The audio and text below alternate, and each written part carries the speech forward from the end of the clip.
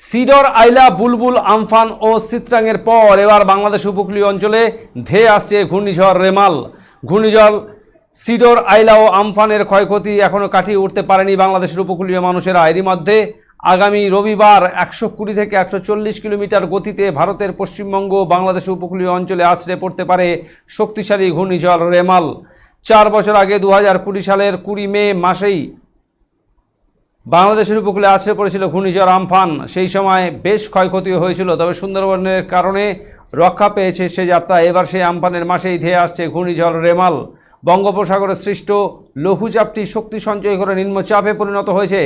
নিম্নচাপ আরও ঘনীভূত হয়ে প্রবল ঘূর্ণিঝড়ে পরিণত হয়েছে। ঘূর্ণিঝড়টির নাম দেওয়া হয়েছে রেমাল। রেমাল একটি আরবি শব্দ যার বাংলা অর্থ বালু। নামটি দিয়েছে ওমান। বঙ্গোপসাগরে যেসব ঘূর্ণিঝড় সৃষ্টি হবে সেগুলোর নাম আগে থেকে ঠিক করা হয়ে থাকে। ঘূর্ণিঝড় রেমাল আরও শক্তি সঞ্চয় করে আগামী রবিবার বাংলাদেশের উপকূলীয় অঞ্চলে আঘাত হানতে পারে। ঘূর্ণিঝড় রেমালের গতিপথ বাংলাদেশে মিয়ানমার ও ভারতের পশ্চিমবঙ্গ, উড়িষ্যা এই অঞ্চলের দিকে, তবে এর গতিপথ ক্ষণে ক্ষণে পরিবর্তিত হচ্ছে। ঘূর্ণিঝড়ের রেমাল সর্বোচ্চ শক্তি সঞ্চয় করার সম্ভাবনা রয়েছে। ঘূর্ণিঝড় রেমালের পরে বাংলাদেশের বিভিন্ন অঞ্চলে বৃষ্টি হয়েছে। শনিবার থেকে বাংলাদেশের প্রায় সব জায়গায় কম বেশি বৃষ্টিপাতের সম্ভাবনা রয়েছে। উপকূলীয় অঞ্চলে ঘূর্ণিঝড় রেমাল আছড়ে পড়ার সংবাদে আতঙ্কিত হয়ে পড়েছেন উপকূলের বাসিন্দারা। বাংলাদেশের দুর্যোগপূর্ণ এলাকার বাসিন্দাদের নিরাপদে সরিয়ে আনতে এরই মধ্যে প্রস্তুতি শুরু করেছে জেলা প্রশাসন। শুক্রবার সকাল থেকেই রেড ক্রিসেন্ট, সিপিপি ও কোস্টগার্ডের বেশ কয়েকটি দল মানুষকে সচেতন করতে প্রচারণা চালিয়ে যাচ্ছে। এমন ভয়াবহ ঘূর্ণিঝড়ের সংবাদে আতঙ্ক উৎকণ্ঠা রয়েছেন বাংলাদেশের উপকূলীয় অঞ্চলের বাসিন্দারা। ঢাকা থেকে হাবিবুর রহমানের রিপোর্ট।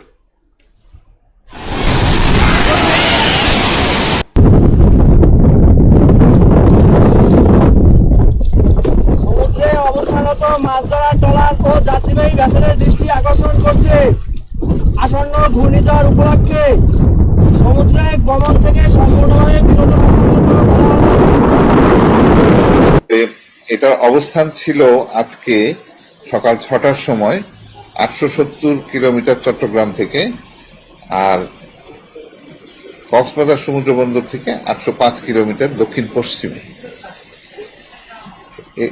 15.1 উত্তর অক্ষাংশ এবং 88.5 পূর্ব দ্রাঘিমাংশ। এই এখন যেটা আমাদের খুব বিবেচ্য বিষয় সেটা হচ্ছে যারা সমুদ্রগামী যে সকল জেলে মাছ ধরা নৌকা যারা অলরেডি চলে গেছে, আমরা কিন্তু একদিন আগে থেকে গতকাল থেকে বলছিলাম তাদের ফেরত আসতে এবং উপকূলের কাছাকাছি থেকে সব সাবধানে থাকার জন্য। এটা কিন্তু খুব গুরুত্বপূর্ণ, কারণ এটা যেহেতু অনেকটা কাছে চলে এসছে, এটা সাইক্লোন যদি পরিণত নাও হয় তাহলে কিন্তু এখানে সাগর উত্তাল রয়েছে। কাজেই